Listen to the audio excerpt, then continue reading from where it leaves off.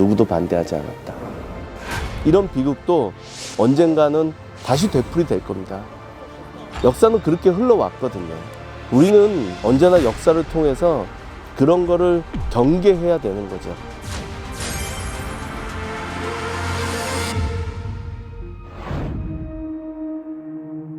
(1942년 1월 20일) 평온해 보이는 아침, 이곳 호텔에는 그 어느 때보다 긴장감이 감돌고 있습니다. 이곳에 모인 15명의 사람들은 1시간 30여 분의 회의 끝에 마침내 최종 결정을 내리는데요. 인류 역사에 짙은 상흔을 남긴 비참한 전쟁 범죄의 출발점이 된 그날의 현장을 찾아가 봅니다. 1933년 반유대주의의 기치를 내건 히틀러의 집권은 독일 내 유대인에 대한 노골적인 차별과 박해의 시작을 의미했습니다. 하지만 이때까지만 해도 나치는 유대인의 재산을 몰수하고 독일에서 그들을 추방하는 데 초점을 맞췄습니다. 그러나 2차 세계대전이 시작된 이후 1940년부터 나치는 폴란드를 비롯한 점령지 곳곳에 게토를 설립, 유대인들을 비유대인들과 격리시켰을 뿐만 아니라 이들을 향해 죽음의 그림자를 들이우기 시작하는데요. 1941년 6월 독소 불가침 조약을 파기하고 소련을 향해 진군하는 독일군의 뒤를 쫓는 나치의 특수친위대와 경찰부대. 그들의 임무는 나이나 성별에 관계없이 눈에 보이는 유대인 전부를 제거하는 것이었습니다. 이미 반제의 회의가 시작되기 전부터 최종 해결책은 일어나고 있었던 것이었죠. 그 선봉에는 라인하르트 하이드리히가 있었습니다. 그는 나치 친위대의 호텔 겸 회의장으로 쓰였던 이곳 반제 호텔의 고위공직자와 저명 인사들을 불러 모으는데요. 이곳에서 불과 1시간 30분 남짓의 시간 동안 진행된 짧은 회의를 통해 전 유럽 대륙에서의 유대인 문제에 대한 결론이 도출됩니다. 역사상 최악의 전쟁 범죄, 최종 해결책이 시작되는 순간이었습니다. 지금 여기 사진에 걸려있는 15명이 그날 회의에 참석했던 소위 말해서 히틀러 제3제국, 나치 제국의 유대인 관련 최고위 관계자들입니다. 전범이자 인류에 대한 범죄자들이죠. 여기 이제 하이드리히라고 하는 가장 이제 높은 사람이 유대인을 어떻게 말살할 것이냐라고 얘기했을 때 이 설명에서 제일 마음 아픈 건 이런 거죠. No one raises any objections. 누구도 반대하지 않았다. 결국은 나치는 만장일치로 유럽 대륙에 머물러 있는 1100만 명의 유대인을 체계적으로 조직적으로 효율적으로 학살해야겠다라고 결정을 내렸던 겁니다.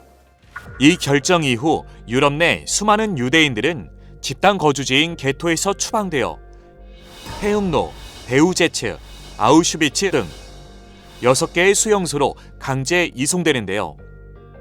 영문도 모른 채 운명의 갈림길 위에 끌려온 유대인들은 나치 친위대 의사의 선별 과정을 통해 강제 노역에 시달리거나 최종 해결이라는 이름 아래 대량 학살 수용소의 가스실에서 목숨을 잃었습니다. 전쟁이 어떻게 보면 좀 더 격화되고 막바지로 가고 있다라고 생각을 했던 나치 지도부는 이제 그렇게 해서는 유대인을 다 없앨 수가 없겠다. 우리가 지금 빨리 움직여야 된다. 체계적으로 해야 된다. 그래서 반제에서 회의를 하게 됐고 그 이후로는 거기서 그나마 노동에 쓸 수 있는 사람들은 노동을 하다가 쓰러져 갔고요. 그렇지 않았던 노약자라든지 아니면 아이라든지 그런 사람들은 굉장히 비참한 우리가 익히 알고 있는 최후를 맞이하게 됩니다. 이렇게 1933년부터 유대인들에게 행해진 무차별적 학살은 훗날 역사의 홀로코스트라는 이름으로 남게 되는데요. 그리고 이곳 반제회의가 진행되었던 호텔에는 비극의 역사가 세세하게 기록되어 있습니다. 사실은 역사라고 하는 거는 좋은 것만 있는 게 아니라 나쁜 것도 있잖아요. 근데 그 나쁜 거를 더 잘 기억하는 게 우리한테 어쩌면 더 중요할지도 모르거든요. 그런 의미에서 독일이라고 하는 나라는 참 대단하죠. 또 여기에서도 제가 이제 특징적으로 발견했던 게 안에 이제 그런 내용들이 있습니다.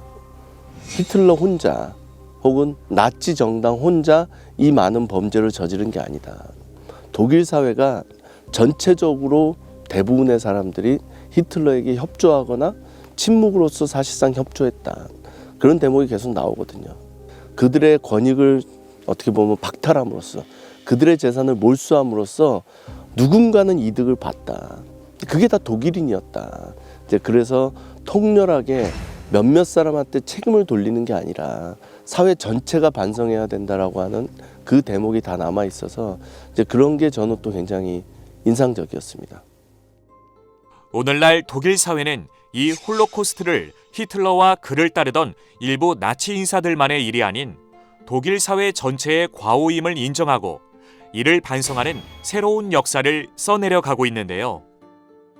홀로코스트는 결국 우리 곁에 어디에나 있었던 평범하고도 무지한 악의 분업이었다며 악의 평범성에 대해 처음 언급했던 정치학자 한나 아렌트, 그의 이름을 딴 길 옆에 위치한 이 거대한 추모공원 역시 새로운 역사의 산실입니다.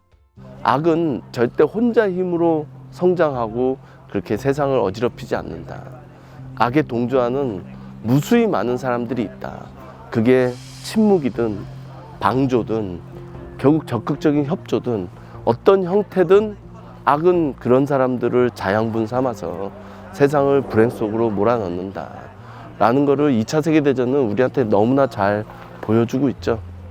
그럼에도 불구하고 독일이 대단한 건 베를린 한복판에 이 거대한 조형물을 만들고 계속해서 학생들한테 사람들한테 가르친다라는 거예요.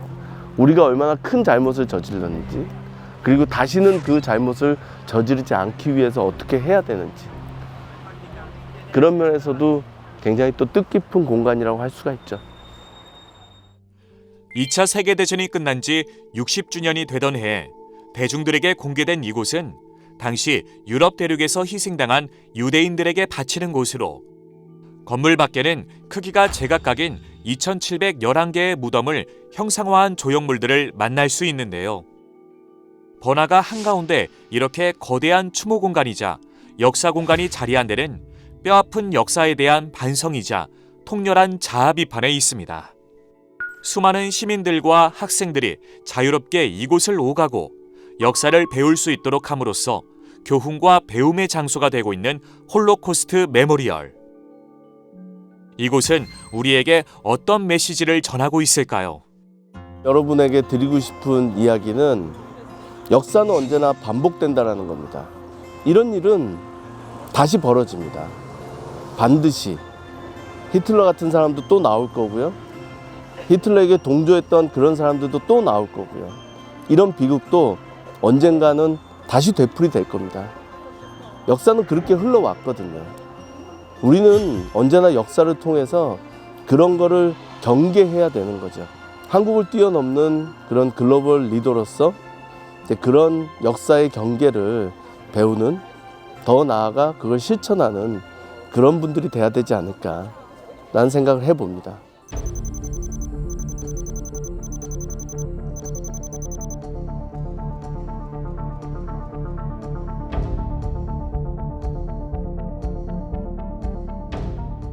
(12년이라는) 기나긴 암흑의 시간을 막 빠져나온 독일. 그들의 앞에는 새로운 운명이 기다리고 있는데요. 이 운명은 역사를 어떻게 바꾸어 놓았을지 2024 신세계 지식향연의 마지막 여정을 떠나봅니다.